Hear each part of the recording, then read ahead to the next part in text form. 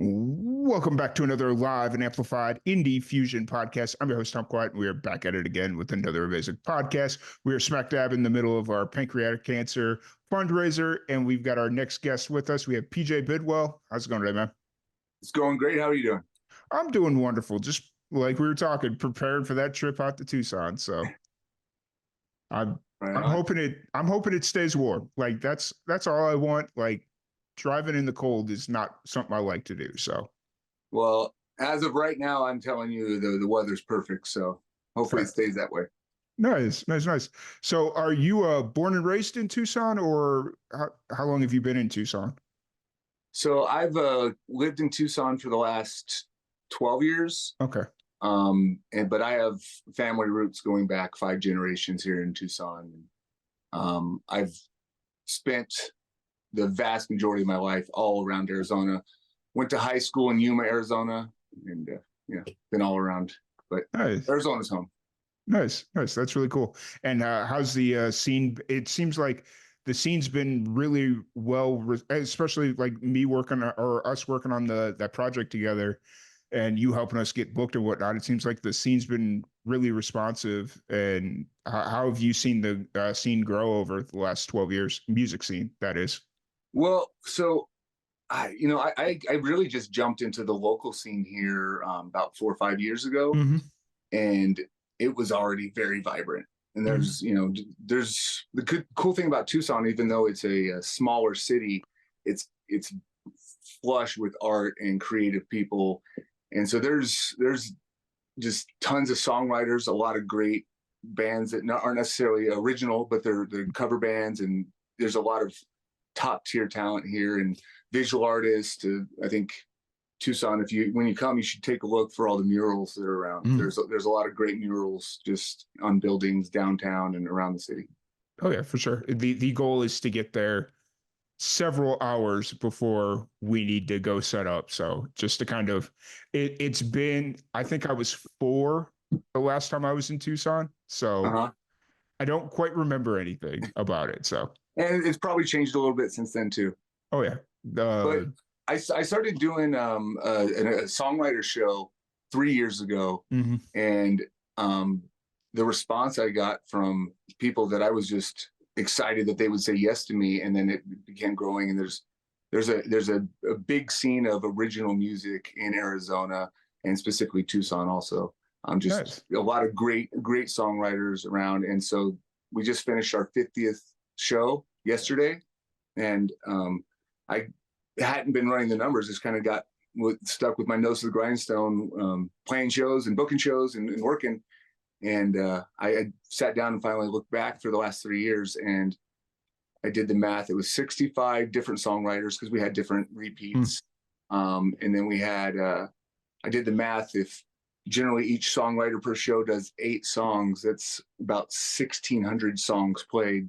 Wow. And the not to brag about me, but just to brag about Arizona, the quality of songwriters that are coming through are pretty impressive. Yeah, for sure. It seems like, I mean, I've had my eye on Arizona for a very long time, like from the time that I lived in New Mexico and we started doing live and amplified. Arizona was always kind of, whether it was Phoenix, whether it was Tucson, it didn't really matter, just kind of paying attention to the scene, because we were always looking for that opportunity to spread outside of New Mexico, and Arizona seemed like a very easy transition at any given point. So, well, I'm glad you pulled the trigger, because I think there's a lot of people that should be highlighted around here. Oh yeah, for sure. And so how long ago did you start recording and releasing and performing your own music? Was that about 4 or 5 years ago, or were you doing it before then? So prior to 4 or 5 years ago, I'd been a musician most of my life, starting in school bands, playing percussion, and then growing up and regretting not learning how to read music. But I played in bands all through high school as a bass player. So I'm very comfortable on stage as a bass player. Then I made the transition to songwriter, and it was a whole different, it was starting off all over again. Nice. And so you were in bands up until about 4 or 5 years ago, and then that's when you made the transition? Yeah, well, off and on. There was a few, few years break where I wasn't in bands, and even a longer break where I wasn't really necessarily performing as much. Yeah. But still playing and getting together and having jam sessions and stuff like that. But I wasn't actively like I am now playing out. Yeah. Yeah. And how's that transition been, primarily focusing on your own songs, doing everything yourself? Is it everything you thought it would be, a lot harder than you thought it would be? Yeah. Um, it's a little, in a lot of ways, it's a lot harder. Yeah. Because not only are you trying to perfect your craft as a musician, as a songwriter, and as a performer, but you're also constantly introducing yourself, and you're constantly introducing your music to people for the first time. And so you're always on the sales. It's always, introductions and networking and meeting people. And that is a whole separate job that, that you have to either hire somebody to do for you, or you have to do for yourself. Yeah, 100%. It is a business at the end of the day. So you got to try and figure out how to either do it yourself or pay somebody that can do it for you and make your life a little bit easier. Um, so where are you kind of at creatively right now? I know you released Poor Man's Blues back in April. What are you kind of working on right now? So I have Poor Man's Blues was released just as a solo project. I have a band, Pelican Museum, and we've released a couple EPs in the past and a few singles. We have a song that we just finished recording a couple weeks ago that's mixed and is being mastered right now, and that should be out sometime early next year. And then I have another solo project that I've been working on, and we just are getting out with our whole new lineup. This Saturday, we just started our new, got our feet wet as a permanent lineup. That was really exciting. And so for that, I'm already in the studio working with some really talented people, putting together a single that should be coming out sometime next year, I'm sure. And then I have another song that's a stripped down acoustic solo recording that should probably be out sometime in January. Gotcha. So just couple things. Staying busy on all fronts. And then Acoustic Songwriters Arizona, we have a monthly show over at Catalina Brewing where you're going to be next week. And then I also play down at some Hops and Vines winery down in Sonoyta, Arizona. And then there's a bar on the east side of Tucson that we play every once in a while at the Cowpunk. And that's, for me, that's a passion project, because as much as I get to, be giving people opportunities that I think they deserve it. And so I feel like, oh, cool, I might be able to highlight people that are very talented. I also selfishly get to play shows with all these people that I really, really admire. And so for me, that's a real passion project. So hitting that 50th show was a big milestone. So yeah, I got a couple balls in the air that I'm juggling. Nice. That's really cool. You've just connected so many dots for me, because I've been following your band Pelican Museum, and it just, for whatever reason, I have never put two and two together, kind of like over on Facebook with your Tucson music scene page. I've just never put two and two together. And it's like, huh, that's very funny. Like, So, well, thank you for following, man. That's cool. Yeah. It's Pelican Museum's a really cool band. I'm really intrigued by what you guys are doing there. So it's I can't wait to hear the new music from you guys. So thank you very much. Yeah. So for that, we've had 2024, even though we're not even through it, has been a real banger year for us. We've had some great opportunities, and that's been a really fun one with me and my co-writer, co-singer Kiana have had a really great year musically, just beyond some of our expectations. Nice. That's really cool. And so just kind of looking forward, obviously you'd mentioned you've got all these projects kind of up in the air, whether it's your solo project, whether it's Pelican Museum, where are you kind of looking show wise right now? Are you playing like either band or either project? Are you playing consistently, or? So the PJ Bidwell band, now that we have that permanent lineup, I'm just going to start booking it out. But we're kind of woodshedding it for a little bit, making sure we had a solid set, some music that that we weren't going to be on stage figuring out together and asking for people to pay us to play, right? Yeah. So yeah, but now that we're set and ready to go, it's gonna be a foot on the gas, and so I got to put that business hat on a little bit and start making some phone calls and setting some show dates. Oh yeah, for sure. I need to come out to Arizona more frequently than I do. I drive through Arizona quite frequently, more than a Okay. lot of people think, and it's like I think I need to like stop and just enjoy Yeah. Arizona. So it's Well, if you there's, I mean, and the valley's great. Phoenix, I have a lot of talented friends up there, and there's amazing scene up there. But it's a much bigger city too. oh yeah, But another draw besides the talented people here, if you want to come back to Tucson, if you don't get enough next week, yeah, it's worth an extra visit just because of there's so much great food. Tucson's yeah. known for their excellent food here. Nice. I'm like we're gonna be there for several hours beforehand, so I'm hoping to try some of the local cuisine and just Yeah. obviously 3-4 hours you're not going to be able to see all of Tucson, but like get a good feel of what's going on. So Well, you're already checking out one of the cooler breweries in town, yeah, so you're already starting off on the right foot. nice. That's really cool. Yeah, it's actually we had one of your Waring.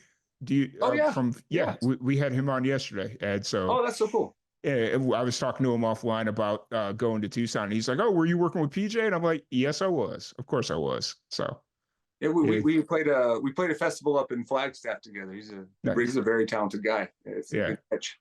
Oh yeah. It just that one just kind of came out of nowhere. Like I think he had messaged me because I'd posted something on uh Threads or Okay, Instagram or something. And yeah, that one just kind of came together rather quickly and very organically. So very yeah, cool. yeah, yeah. Well, So I mean, and what you're doing is you're highlighting artists, and when artists see that, that gets people's attention, and that's always appreciated. So, yeah. it's not surprising that people would be responding to you. Yeah, I appreciate that. So it's been a long road, and like just over the last couple of years, it feels like things are really starting to pick up and make some sense. So you know, Yeah, oh there's certain phases where you got to keep your nose down, keep working, and just have faith that you have the right direction, and you get some yeah, delayed gratification down the road, right? yeah, 100%, 100%. So you said we talked a little bit earlier that you've been in Tucson for the last 12 years, but Yeah. you're from Arizona, like born raised in Arizona, or So I was actually born in Asheville, North Carolina, okay. and I spent the first 5 years of my life there. But that's not where my family's from, and I have no roots there. Besides my older brother, he went to college and then he stayed. But so besides that, I don't really have roots there. And eventually, my dad was he worked for engineering companies, and so he moved around a lot to wherever the projects were. And Mm-hmm. so when we stopped traveling, we landed back in Arizona, and I went to the same high school that my mother went to and that my grandmother went to in Yuma High School, Nice, Primrose. nice, nice. That's really cool. And so you've pretty much been in Arizona since then. Yeah, yeah. Okay. I mean, a couple stints here and there where I spent 4 years in Blythe, California, and if you're not familiar with Blythe, it's in California, but barely. It's just right there when you're crossing the Colorado River. Yeah. Very small town. So we spent some time there, but that didn't really feel like we were far from home because it's right there next to Arizona. Yeah, for sure. That's cool. That's really cool. And is your family kind of who introduced you to music originally, or? So yeah, my grandfather on my mother's side was a jazz guitarist, and very accomplished musician, and we retired in Maui and was one of the founders of the Maui Jazz Society. Oh. And so that's always been in the family. I also had an uncle who was a honky tonker. So there's a total different ends of the spectrum here, but Yeah. he was a honky tonker. And when I was a 14-year-old learning the bass, he came in and showed me some of my first licks and gave me some advice. And so, so I've had around, and I have very talented cousins that also are musicians, and so it's in the family for sure. Nice. That's really cool. And just kind of keeping with family traditions almost at this point. Yeah. Yeah. Um, so outside of music, what do you like to get into? What do you do when you need to escape or whatever? Gosh, so I've kind of really dove into music here in the last 4 or 5 years, partially because I had a severe back injury, Mm-hmm. and all the time I was previously pouring into my other hobby, which was Brazilian Jiu-Jitsu. I ended up with this void because back injury, no more Brazilian Jiu-Jitsu, and so I don't practice anymore just because Yeah. it's not smart for me. But I'm still very passionate about it. And I have a lot of fandom, at least in that realm. Yeah. Nice. And so I'm guessing, are you watching primarily just like BJJ like matches and whatnot, or will you go like straight into MMA? And is that kind of where you're? So yeah, I mean, so I started training, and I just went straight to MMA because Mm. that was cool. And the Brazilian Jiu-Jitsu aspect of it was very neat, but I was looking at all of it, the whole sport. And when I moved to Tucson, I had the opportunity to actually train at a legitimate jiu-jitsu gym. Mhm. And so I just went from getting punched in the face all the time to getting choked out and have to tap and give up my arm. Oh Uh, yeah, for sure. but yeah, so I love both. Yeah. I got, well, you know, it's something about the Southwest that MMA seems to be a little bit more popular in the Southwest than anywhere else. And it's very interesting. Oh, It's, really? yeah, well, I mean, I think it has to do with like all the BJJ gyms and like the MMA gyms and like Yeah, all the different gyms that are out in that area. So, yeah, yeah. It's definitely very big here. yeah, I mean, there's some great gyms here in town. nice. And so since then, music's kind of been your hobby to escape to. Yeah, I mean, I'm this is my full-time job. Yeah. I don't go punch a clock, and so it's I tell people that I'd be doing it anyway. So at least this is just a hobby that at least pays for itself. And Yeah. so yeah, Nice. mostly And music. yeah, I mean, you've obviously been doing something right because I mean, you've got your solo band, the PJ Bidwell. You said you're going by the PJ Bidwell band Yes. as, and then obviously Pelican Museum. So you seem to be on the pulse of something, you know? Oh, thank you. Appreciate that. Yeah. And so kind of looking for, are you winding down for the rest of the year or were you kind of at show wise? Yeah, I have a couple more acoustic songwriters shows that we're going to finish the year off with, and I have two more solo shows Mm-hmm. that and then as far as those two, I'm not booking anything else solo or acoustic songwriters. And the PJ Bidwell band might have something lined up, but we haven't. The ink hasn't dried, so I'm not sure if that's Fair. official yet.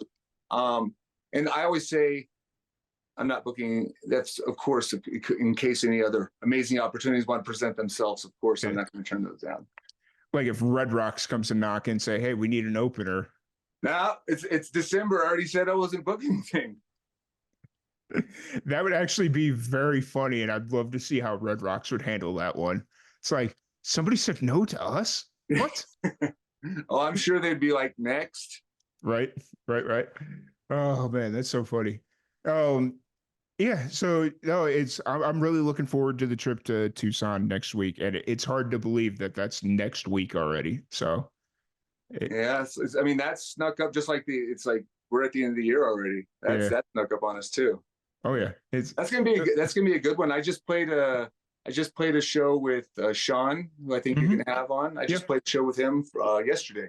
Nice. I'm looking forward to all of it. You know, it's the cool thing about this show is it'll be all musicians I've never worked with before. So it'll be um interesting and a little nerve-wracking because I Yeah, always like to have somebody there I've worked with in the past in some capacity. So it's like, yeah, you know, it just in case something like they're not talkative or something, you know. So, Yeah, but well, so somebody knows when it's their job to jump in and keep the show rolling. yeah. I So know what you're saying. yeah, but I don't think that's going to be a problem. Like we've got a really solid lineup, and I'm excited to sit down and chop it up with all of them. So Yeah, I've seen the lineup, and that's a great lineup you got, and I yeah, think they're a good representation of the what we got here in town. nice. Yeah, there was only one person that I was Uncommon Crossroads. Oh, Uh, Marie, yeah, yeah, Marie. I had her on the podcast last year at some point, and I had been trying when after you and I had kind of started talking about getting this set up, I had yeah, reached out to her because I was like, she'd been telling me for 6 months after the podcast, hey, come out to Tucson, all these things. And then I'd messaged her, said, hey, we're coming to Tucson. And then she didn't answer me. I didn't realize she was giving birth to her child. yeah. And I just didn't put two and two together. And she also didn't really put it out on social all that much. So, Yeah, she actually was performing. Yeah, she was a trooper. She was performing pretty deep into the pregnancy, but I guess a good thing about playing a full size guitar is you can hide that a little bit. yeah. And then she messaged me back like yesterday. I was like, hey, so sorry. You're good. Don't worry about it. If you can come out, great. If not, I 100% understand. So, yeah. Yeah. No, she's an awesome person, and I'm so excited for her. She's got the beautiful new baby. She just actually she dropped by for the 50th Acoustic Songwriters yesterday, and so Nice. I got to saw her briefly and got to see her and say hi and see the baby for a little bit. But yeah, she's doing Nice. great. That's awesome. Hi, so, speaking of your acoustic songwriter show, really quick before we kind of wrap this up and whatnot, what sparked that idea? Like, where did that one kind of come from? So I played similar style shows, Mm-hmm. and I've seen some great songwriter shows that have a similar format. And I had a Pelican Museum gig booked for Halloween weekend here in Tucson, and somebody got sick, Mm. and I had to scramble. And I was like, well, I can get up there by myself and play Yeah. for a couple hours, but they hired a band. I'd rather sell them a different product that they feel like they're still getting something for their money. Yeah. And so I got a couple of my friends, John Fraley and Eric Cunningham of Baja Caravan, and then Graham Smith. And I hey, this is what the show is. And I think the first one I called Songwriters uh, after evening Mm. songwriters. And then it was a one-off. And then we talked about it, John and Eric and I, and we went, hey, that was fun. We should do it again. So we did another one at the Jackrabbit Lounge, and that was fun. And another friend of mine, a songwriter, Clinton Wyatt Smith. Yeah.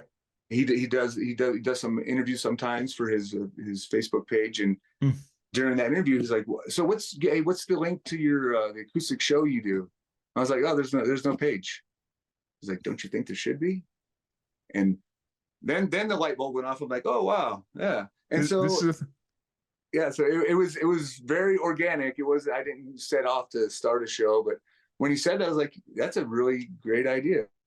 Mhm. And I contacted Brian and Marie at Catalina Brewing, who I had worked with in the past, and I said, "Hey, this is what I think I'm doing. I want to do it as a regular thing."